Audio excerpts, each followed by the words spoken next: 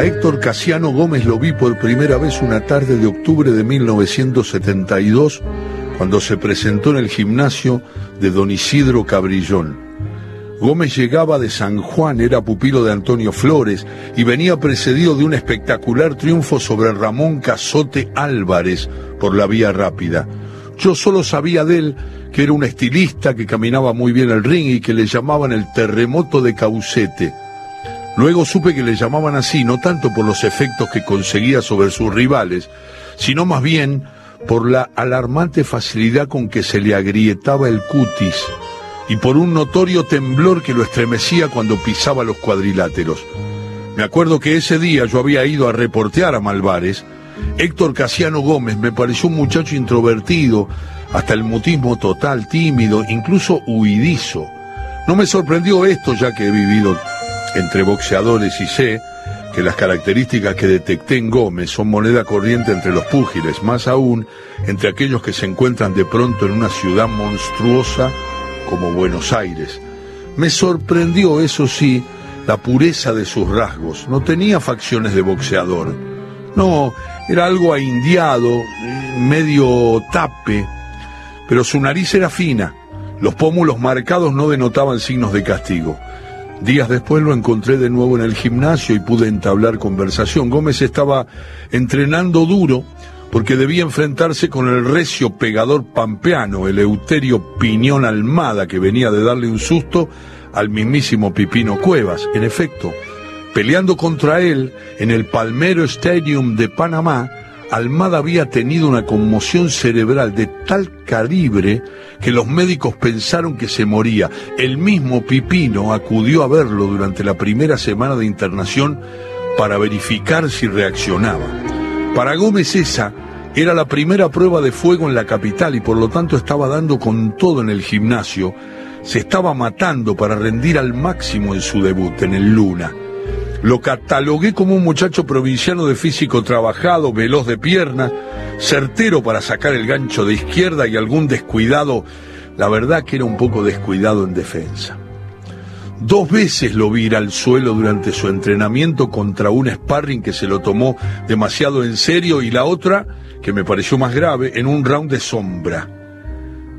Gómez casi no hablaba, respondía con monosílabos y solamente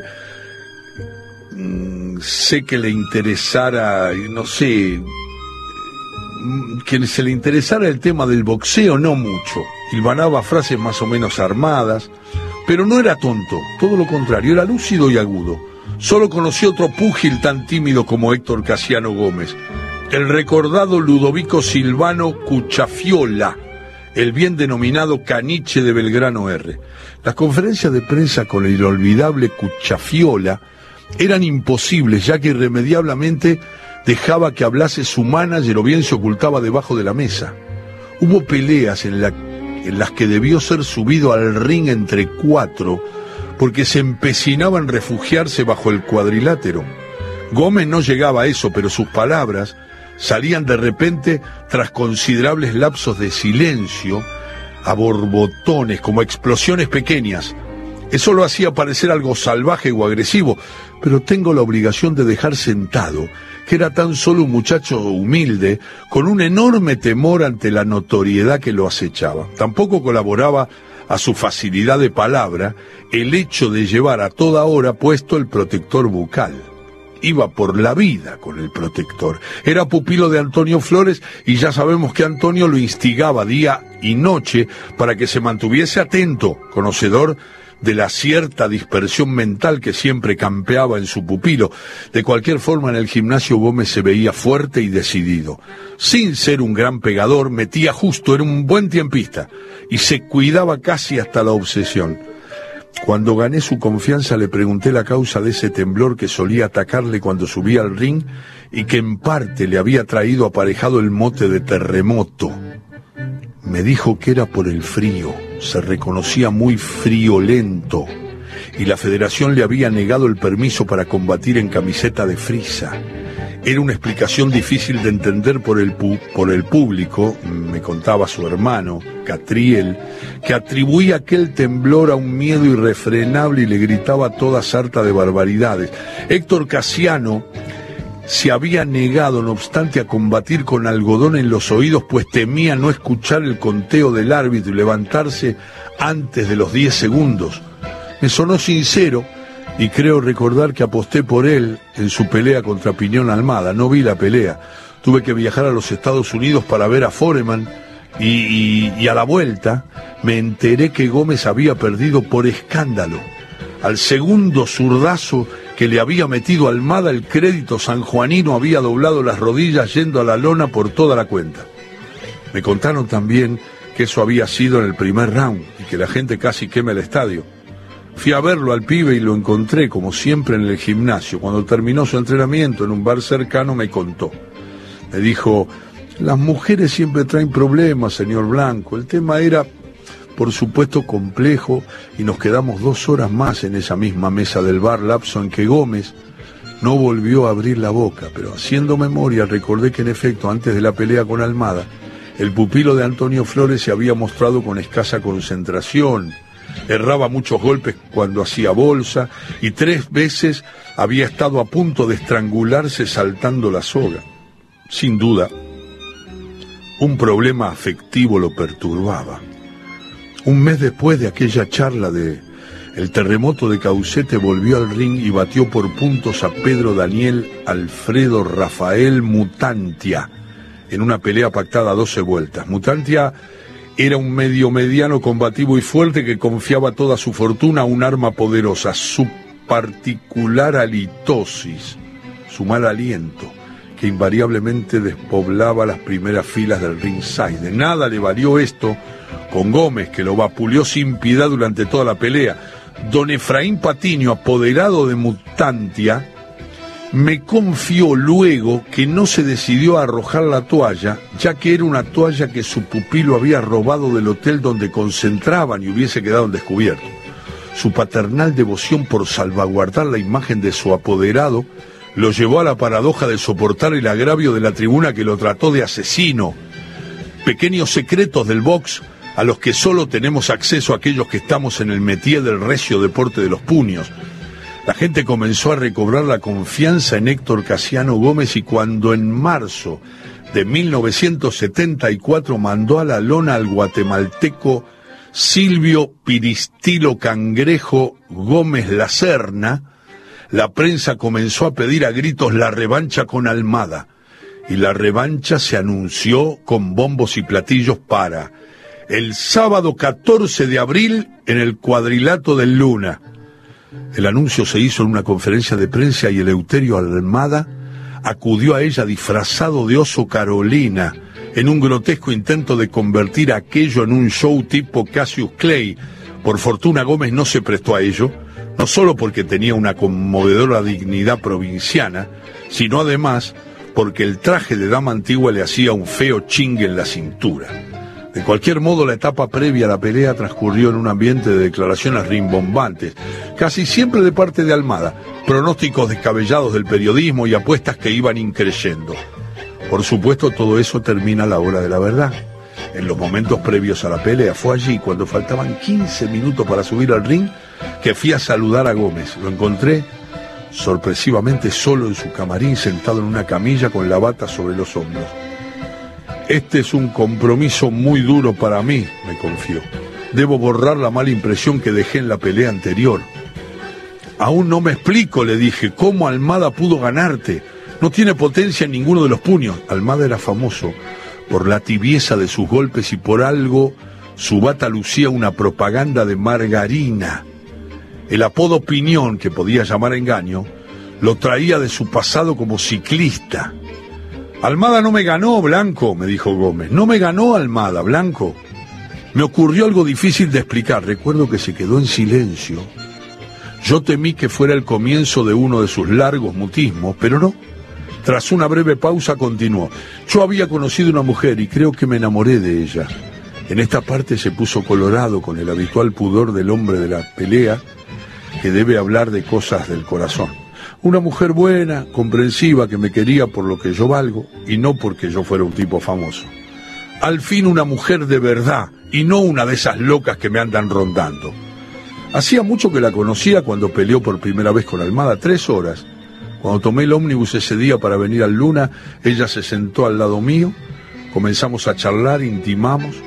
Nació una corriente de simpatía, por acompañarla hasta su casa me pasé como 15 cuadras. Por eso Almada en esa pelea hizo el primer round solo. Yo no había llegado todavía, no sé si se acuerda. ¿Cómo será de malo que hizo ese round solo y lo empató? Pero cuando llegué en el segundo yo tenía la cabeza en otra parte. Pensaba en esa mujer con la que habíamos quedado en vernos. En eso Almada me metió un zurdazo y me pasó algo raro. Se me borró la memoria, la dirección y el teléfono de esa chica, de María. Me quedé como idiota, no atiné a hacer nada, desesperado como estaba por recordar la dirección.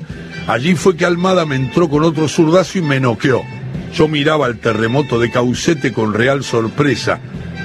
¿No has vuelto a recordar esa dirección?, le pregunté. Gómez movió la cabeza mordiéndose los labios. No, dijo, y mejor así, es mejor no mezclar las mujeres con el boxeo.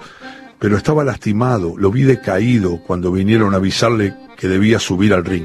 Lo acompañé junto a Antonio Flores y Victoriano Prunedo, el glorioso negro Prunedo, vencedor de Equinoccio Parvulario Sapietro, y pude oír los insultos y las burlas feroces con que lo recibió la tribuna. Pero Gómez no les hacía caso, escuchó con atención las indicaciones de don Antonio Flores, que había descubierto el punto débil de Almada. Usaba lentes de contacto y yo llevaba perdidas 3 peleas por no encontrar una de sus lentillas volada por un mamporro antes de la cuenta definitiva. Yo me fui hasta mi butaca, tenía sitio en la 4ª fila y desde allí vi un primer round cauteloso de ambos gladiadores. El segundo comenzó con ventajas para Gómez, pero faltando pocos segundos para terminar, Almada le acertó con un zurdazo largo y algo en comba que tomó al sanjuanino mal parado y le sacudió la cabeza.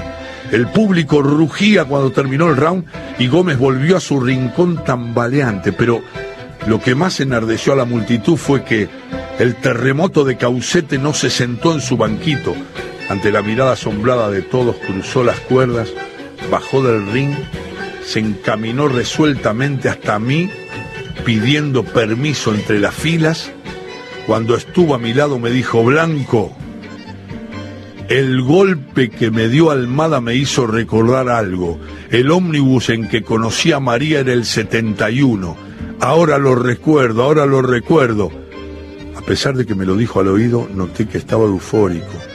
Dio unas monedas al acomodador que lo había seguido y se volvió al ring. El tercer round fue apoteósico porque Gómez, con la guardia baja, se prestó al cambio de golpes y en algunos cruces ambos estuvieron a punto de ir a la lona.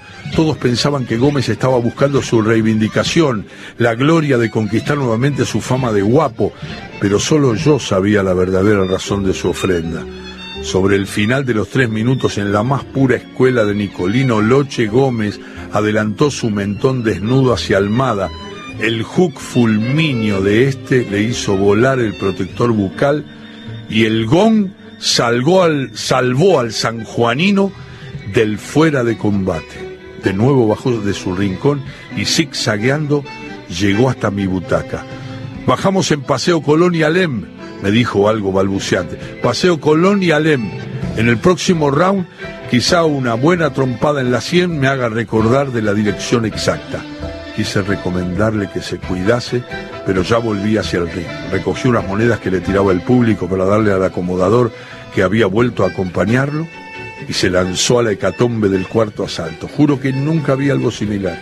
Varias veces ambos púgiles resbalaron en la sangre que bañaba la lona y los puñetazos restallaban sobrecogiendo al público que no cesaba de alentarlos.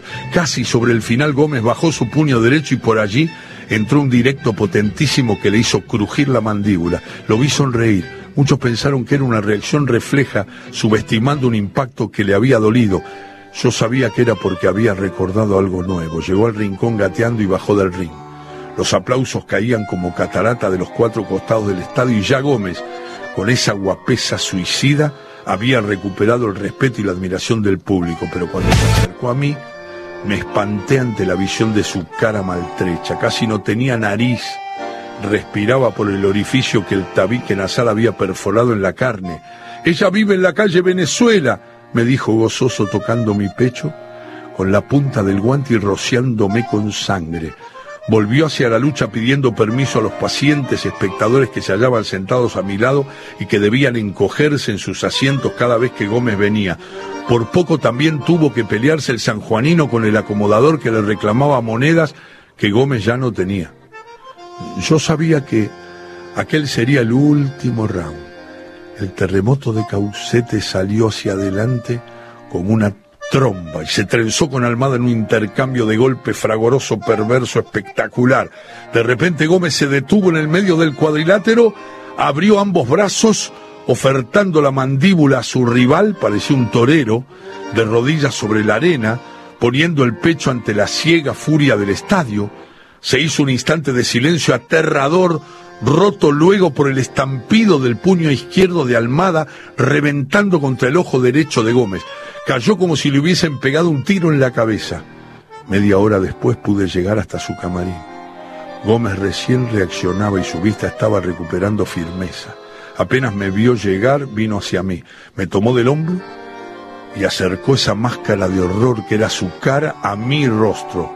Y me dijo: Venezuela 1430, segundo piso, departamento 8.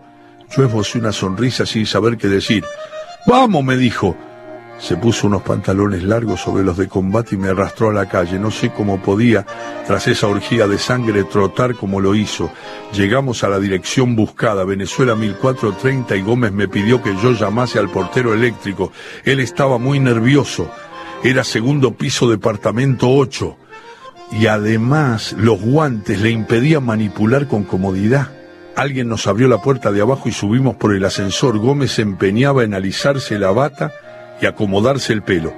Nos abrió una mujer joven y bastante atractiva que, por el brillo en los ojos de Gómez, supe que era María.